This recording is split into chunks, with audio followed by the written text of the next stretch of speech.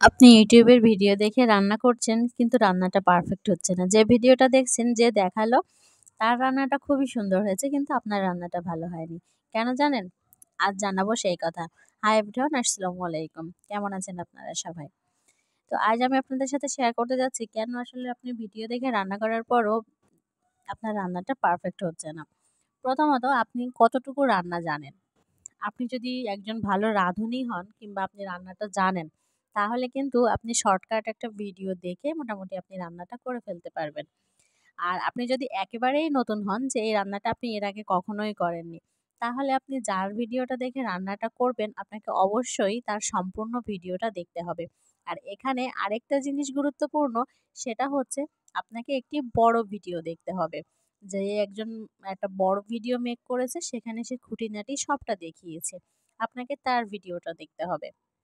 আর আপনি যখন ১ম বার সে রান্নাটা ট্রাই করবেন, আপনাকে অবশ্যই আপনি যার ভিডিওটা দেখছেন সে ঠিক যেভাবে বলছে, যে উপকরণের কথা বলছে আপনাকে সেইগুলোই ব্যবহার করতে হবে। তো রান্না হওয়ার পরে ঠিক সেইভাবে তারপরে আপনি বুঝবেন যে আপনার রান্নাটা কেমন হয়েছে। তখন আপনি নিজে বুঝতে পারবেন যে আসলে আপনার কোন জিনিসটা আরো একটু বাড়িয়ে দিলে আপনার কাছে ভালো লাগতো কিংবা কোনটা না দিলে ভালো লাগতো। এটা তখন আপনি নিজে উপলব্ধি করতে পারবেন। কিন্তু রান্না না করেই আপনি ১ম এই কোনো কিছু স্কিপ করবেন না। সে যা বলেছে তার ভিডিওতে আপনি চেষ্টা করবেন। চেষ্টা করবেন মানে আপনাকে সম্পূর্ণটাই করতে হবে।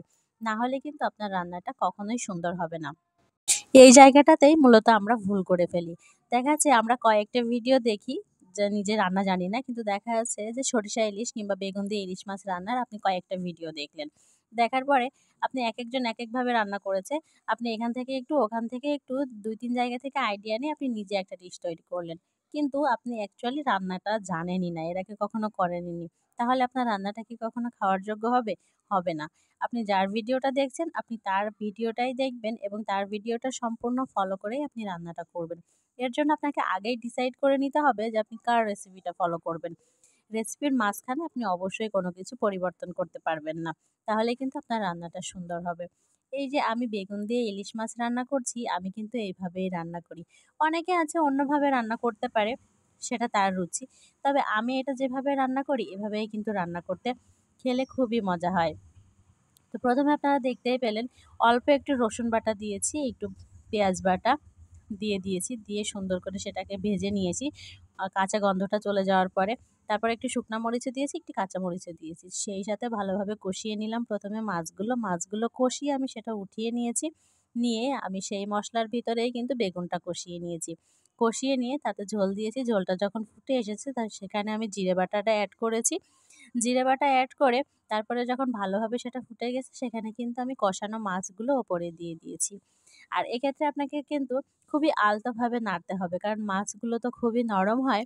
সেক্ষেত্রে কিন্তু আপনি যদি খুব তাড়াহুড়া করে নাড়ানাড়ি করতে যান সেক্ষেত্রে কিন্তু এগুলো ভেঙে যাওয়ার সম্ভাবনা থাকে। তো এই বেগুন দিয়ে ইলিশ মাছ রান্নাটা এভাবে কিন্তু আগে আমি মাছটা কষিয়ে নিয়ে রান্না করি। আবার যখন বেগুনটা এভাবে সুন্দর করে ফুটে ওঠে তো ওই মুহূর্তে কিন্তু আমি কাঁচা মাছটাও দিয়ে দিই। আমি ২ ভাবেই রান্না করে থাকি। তো আজ আমি আপনাদের সাথে এভাবে শেয়ার করলাম।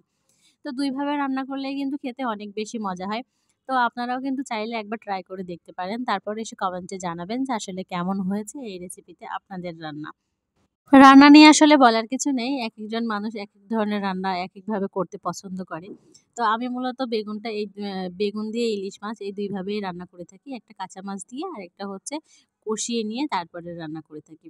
তো এই ২ ভাবেই খেতে অনেক বেশি মজা হয়। তো আশা করি YouTube কিংবা যেকোনো ভিডিও দেখে আপনি যখন রান্না করবেন, এই টিপসগুলো যদি আপনি মাথায় রাখেন তাহলে আপনার রান্নাটাও হবে অনেক বেশি সুন্দর। আর আপনি ২-১ বার ভিডিও দেখে রান্না করার পরে তারপরে আপনি নিজেই বুঝতে পারবেন যে আসলে আপনি কিভাবে রান্না করবেন।